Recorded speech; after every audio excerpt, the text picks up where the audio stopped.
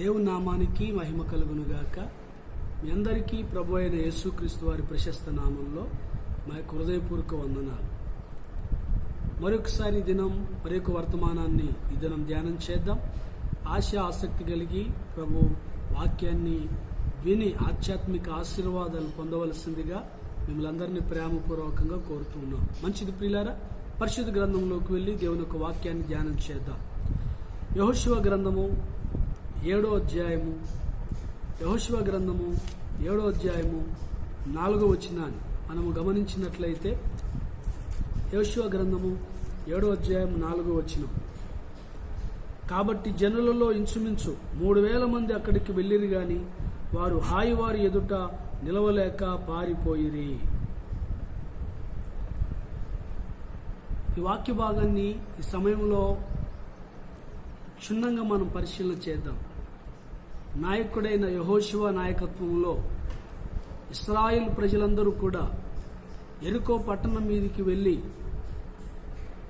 అద్భుతమైనటువంటి విజయాన్ని పొందినటువంటి ఇశ్రాయేలు ప్రజలు ఆ రాత్రి అందరూ కూడా ఉపక్రమించి మరుసటి దినాన్ని హాయి పట్టణం మీదికి యుద్ధానికి వెళ్ళాలి. ఈ సమయంలో యుద్ధానికి హాయి పట్టణం మీదకి యుద్ధానికి ఇంచుమించు బైబిల్లో రాయబడుతుంది 3000 మంది ఆ చిన్న పట్టణమైన హాయి పట్టణం మీదకి యుద్ధానికి వెళ్ళారు. కానీ వారు ఆశించింది ఒకటైతే వారి జీవితంలో కలిగింది మరొకటి, ఎదురైనటువంటి పరిస్థితి మరొకటి వారి జీవితంలో మనం చూస్తూ ఉన్నాం. ఏముంది అక్కడ అంటే వారు వారి ఎదుట నిలవలేకపోయిరి. హాయి పట్టణం కంటే యెరికో పట్టణం చాలా పెద్దది, సువిశాలమైనటువంటి పట్టణం, చాలా బలమైనటువంటి పట్టణం. అంత పెద్ద పట్టణాన్ని జయించినటువంటి ఇశ్రాయేలు ప్రజలు యెరికో పట్టణాన్ని ఎందుకు, చిన్న పట్టణమైన యెరికో పట్టణాన్ని ఎందుకు జయించలేకపోయి ఉంటారు? ఒకసారి ఆలోచన చేయండి. ఎప్పుడైనా గుర్తించారా? ఆ బైబిల్లో వారి చూడండి, వారి గుండెలు కరిగి నీరైపోయేను. యెహోషువ గ్రంథం 5వ అధ్యాయం 1వ వచనంలో గమనిస్తే, ఇశ్రాయేలీయుల గురించి విని వారి గుండెలు కరిగి నీరైపోయేను అనే మాట చూస్తున్నాం. ఇశ్రాయేలు ప్రజల పక్షంగా దేవుడు చేసే అద్భుతాలు, ఆశ్చర్యమైన కార్యాలోట యెరికో ప్రజలు, శత్రువు రాజ్యాలు, సమస్త జనులు విన్నప్పుడు వారి గుండెలు కరిగి నీరైపోయాయి. కానీ ఇక్కడ రాయబడుతుంది, యెహోషువ 7వ అధ్యాయం 4వ వచనానికి మనం వస్తే, ఆ మాట వారు విన్నప్పుడు వారి గుండెలు కరిగి నీరైపోయేను.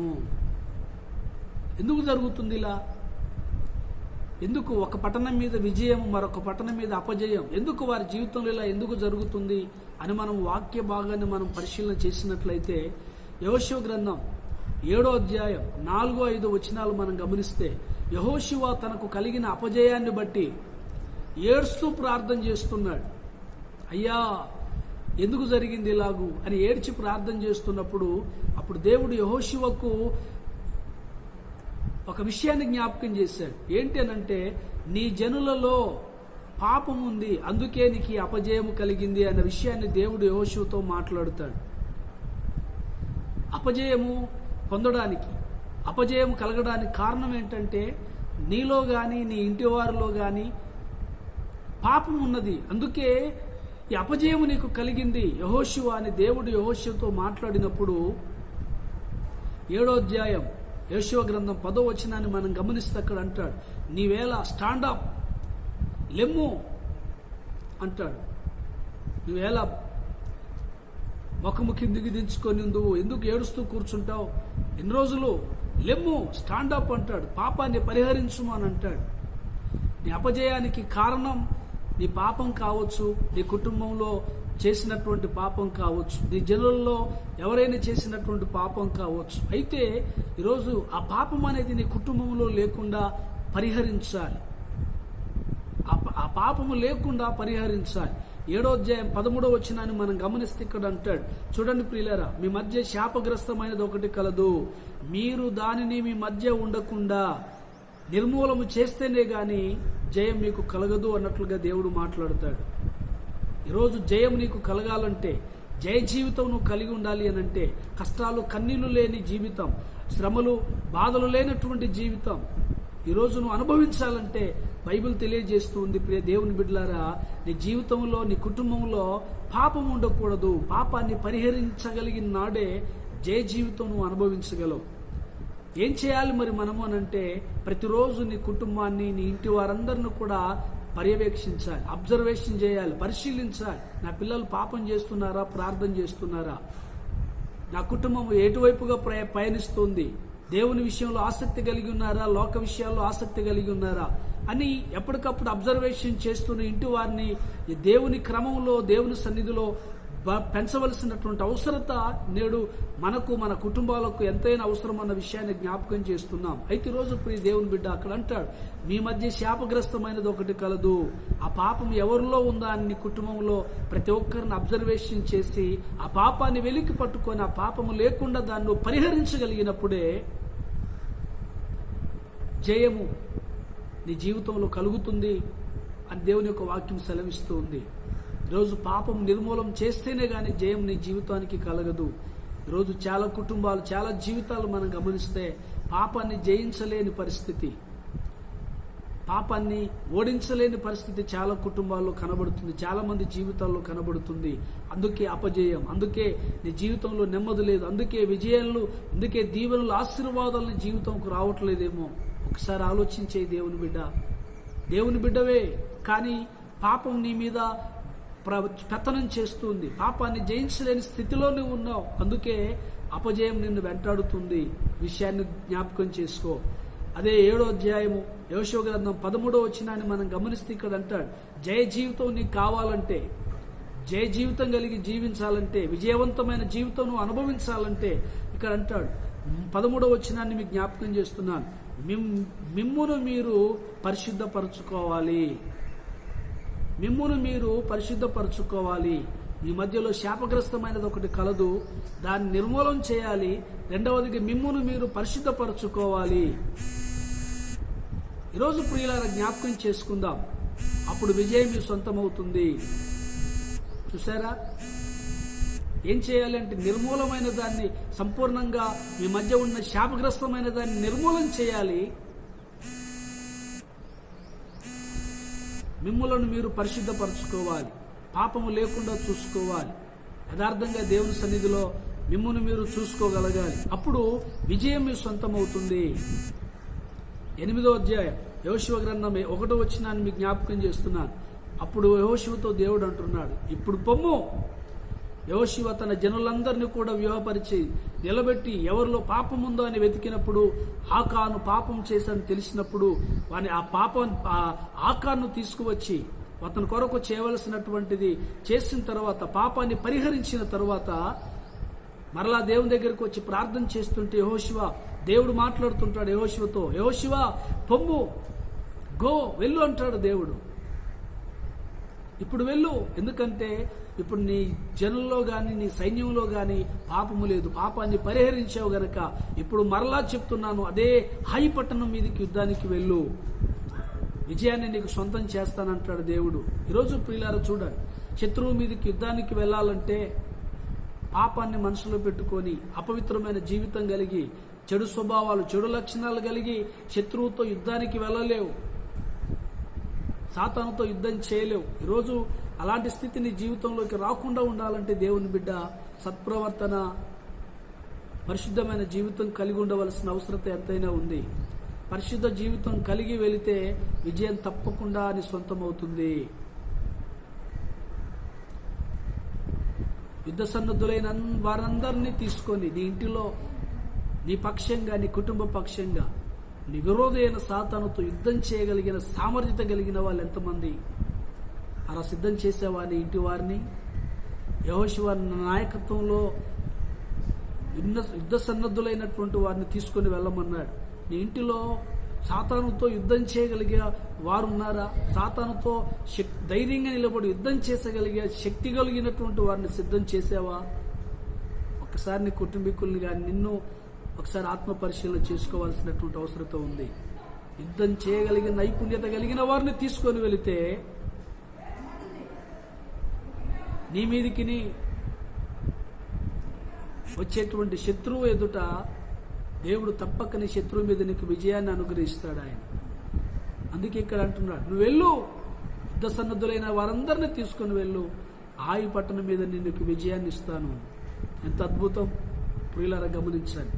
పాపము లేకుండా సత్ప్రవర్తన కలిగి, పరిశుద్ధత కలిగి, పాపాన్ని సంపూర్ణంగా నిర్మూలన చేసి ఏ యుద్ధం నువ్వు చేసినా యుద్ధంలో విజయాన్ని దేవుడు నీకు అనుగ్రహిస్తాడు.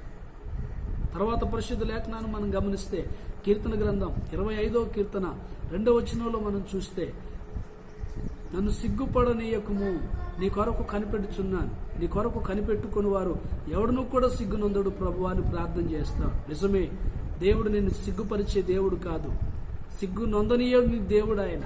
కనుక ఈ రోజు జ్ఞాపకం చేసుకుందాం, దేవుని బిడ్డ, నేను సిగ్గుపరిచే దేవుడు కాదు. పరిశుద్ధంగా యథార్థంగా నువ్వు దేవుని కొరకు జీవించినట్లయితే, యథార్థంగా దేవుని పక్షంగా నువ్వు యుద్ధం చేయగలిగితే, నీకు ఎదురాడే ప్రతి శత్రువు ఎదుట, నువ్వు వెళ్ళేటువంటి త్రోవలో నీ మీద ఎదురాడేటువంటి వారు అనేక విషయంలో నీ పక్షంగా దేవుడు నిలబడి యుద్ధంలో నీకు విజయాన్ని సమకూర్చే దేవుడు, నిన్ను సిగ్గుపరిచే దేవుడు కాదు. ఎప్పుడు సిగ్గుపరచబడతావు అనంటే, పాపం నీలో ఉన్నప్పుడు, శత్రువు మీదకి యుద్ధానికి వెళ్ళినప్పుడు, శత్రువు ఎదుట ఓడిపోయినప్పుడు సిగ్గుపరచబడతావు. ఎందుకు? ఓటమి నీ జీవితంలోకి వస్తుందనంటే శాపగ్రస్తమైంది, పాపం నీ జీవితంలో ఉంది గనక.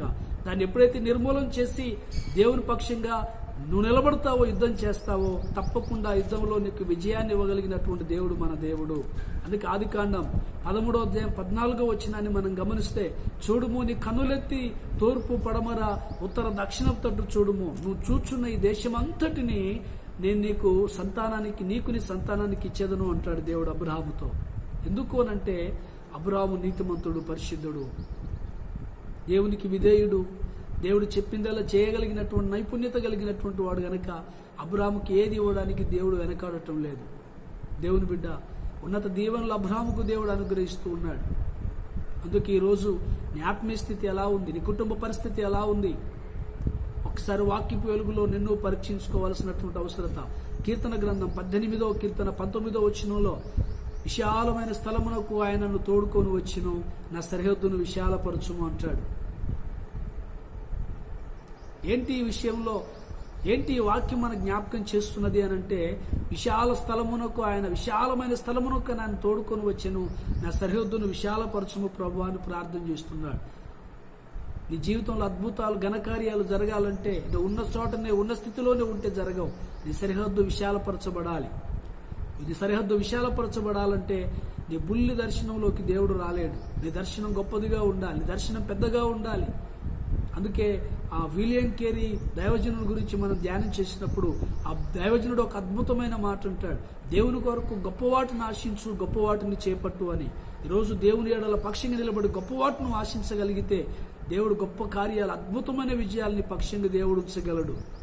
2వ రాజుల గ్రంథం 6వ అధ్యాయం చూడండి ప్రియులారా, 14-17 వచనాలు మనం గమనిస్తే, గేయాజీ అక్కడ మనం చూస్తున్నాం, సిరియా రాజు ఎలీషాను పట్టుకొని రమ్మని తన సైన్యాన్ని పంపినప్పుడు పెందలకడున లేచి గేయాజీ బయటికి వచ్చినప్పుడు తన ఇంటి చుట్టూ సైన్యం చుట్టుముట్టి ఉండుట చూసినటువంటి గేయాజీ దైవజనుడైన ఎలీషా దగ్గరికి వెళ్ళి, అయ్యో నా ఏలినవాడా, మనం ఏమి చేయదుము, ఇదిగో ఇది పరిస్థితి అని చెప్పినప్పుడు దైవజనుడైన ఎలీషా అంటాడు, భయపడకుము అని గేయాజీతో దైవజనుడైన ఎలీషా చెప్తూ ఉన్నాడు. ఎందుకు అనంటే, మన పక్షమున ఉన్నవారు వారి కంటే అధికులై ఉన్నారు. మన పక్షాన ఉన్నది ఎవరు అనంటే ప్రియులారా, ఈరోజు నువ్వు ఆరాధిస్తున్న దేవుడు, దేవుని సన్నిధి నీతో ఉంది. ఆయనని విడువడు, ఎడబాయడు, నిత్యం నీ పక్షాన్ని నిలిచి గొప్ప కార్యాలు, అద్భుతాలు చేసేటువంటి దేవుడు ఆయన. అందుకే ఎలీషా అంటాడు, భయపడుకు గేయాజీ, మన పక్షమున ఉన్నవారు వారికంటే అదుకులై ఉన్నారు అని ధైర్యాన్ని చెప్తూ ఉన్నాడు ఎలీషా. ఈరోజు ప్రియులారా చూడండి, ఎలీషా జీవితం ద్వారా ఈ వాక్యం ద్వారా మనము గ్రహించవలసింది, నేర్చుకోవాల్సింది ఏంటనంటే, చూడండి ప్రియులారా, సమస్యను చూస్తూ భయపడి కూర్చోకూడదు. ఏదైనా విపత్తు గాని సమస్య వచ్చినప్పుడు దాన్ని చూస్తూ భయపడుతూ కూర్చోకూడదు, కానీ దాన్ని ఎలా దాటి వెళ్ళాలి, దాన్ని ఎలా అధిగమించాలి అనేటువంటి ఆలోచన చేయగలగాలి. ఈరోజు ప్రియులారా గమనించండి, గేయాజీ ఏమో సమస్యను చూసి భయపడుతూ ఉన్నాడు, ఎలీషానేమో ఆ సమస్యను ఎలా దాటాలనే చూడండి ధైర్యాన్ని కలిగిన వ్యక్తిగా ఎలీషాను మనం చూస్తున్నాం. ఈరోజు ప్రియులారా చూడండి, మరి సమస్యను దాటి వెళ్ళాలంటే, మనకు ఎదురుగా వచ్చే, మన మీదికి వచ్చే సమస్యలను మనం ఎదుర్కోవాలి అని అంటే బైబిల్ చెప్తుంది, దేవుని యందు బహు విశ్వాసము కలిగిన వారిగా మనం ఉండాలి. నీ ప్రతినిత్యం నీ కన్నులు ఆయన వైపే చూడాలి. దేవుని ద్వారా అద్భుతమైనటువంటి సహాయము నాకు కలుగుతుందన్న బలమైన నమ్మకము దేవుని యెడల నువ్వు కలిగి ఉండాలి. అప్పుడు అద్భుతమైన సహాయము దైవజనుడైన ఎలీషా జీవితంలో జరిగినట్లు నీ జీవితంలో దేవుడు చేయుటకు సమర్థుడు. కీర్తన 22వ కీర్తన 5వ వచనాన్ని మనం గమనిస్తే, నీ యందు నమ్మకం ఉంచి వారు సిగ్గుపడకపోయేది అంటాడు. దేవుని యందు ఎవరైతే నమ్మకం ఉంచారో దేవుడు వారిని సిగ్గుపరచనీయలేదు. సిగ్గుపరచడు దేవుడు. ఈరోజు దేవుని బిడ్డ వారంటారు సిగ్గుపడకపోయిరి అంటాడు. దేవుని యందు విశ్వాసం ఉంచిన వారు ఎవరైనా వారి జీవితాల్లో సిగ్గుపడనిచ్చేటువంటి దేవుడు కాదు అనే విషయాన్ని వాక్యం ద్వారా జ్ఞాపకం చేస్తున్నాను. యెహోషువ 8:18 చూస్తే, నీ చెయ్యి హాయి వైపు చాపము, విజయం నీ సొంతమవుతుంది. దేవుడు నీకు ఓటమి ఎరగనటువంటి జీవితమునిస్తాడు. జయ జీవితాన్ని జీవించగలవు. ఈరోజు దేవుని బిడ్డ నీ కుటుంబాన్ని, వ్యక్తిగతంగా నీవు నీ జీవితాన్ని పరిశీలన చేసుకో. జయ జీవితం, విజయవంతమైన జీవితం దేవుడు నీకు అనుగ్రహించాలంటే నీ ఇంటిలో కానీ నీ కుటుంబంలో కానీ శాపగ్రస్తం అనేది ఒకవేళ ఏదైనా ఉన్నదేమో పరీక్షించు. ఒక్కసారి దేవుని వైపు చూడు. ప్రభువా, నా జీవితంలోంచి, నా కుటుంబంలోంచి శాపగ్రస్తమైన దాని నుంచి విడుదల పొందే కృప మాకు దయచేయండి అని వెతికి మరి ఆ పాపాన్ని, దోషాన్ని బయటికి తీసివేయి నిర్మూలన చేయదాన్ని. అద్భుతమైన విజయాన్ని మీకు, మీ కుటుంబానికి దేవుడు సొంతం చేసి మిమ్మల్ని ముందుకు నడిపించి ఆయన సాక్షిగా మిమ్మల్ని నిలబెట్టనై ఉన్నాడు. అట్టి కృపా ధన్యత దేవుడు మీకు, మీ కుటుంబానికి, బిడ్డలకు అనుగ్రహించునుగాక. ఆమేన్. మీ అందరికీ ప్రభువైన యేసుక్రీస్తు నామములో మరొకసారి వందనాలు. God bless you.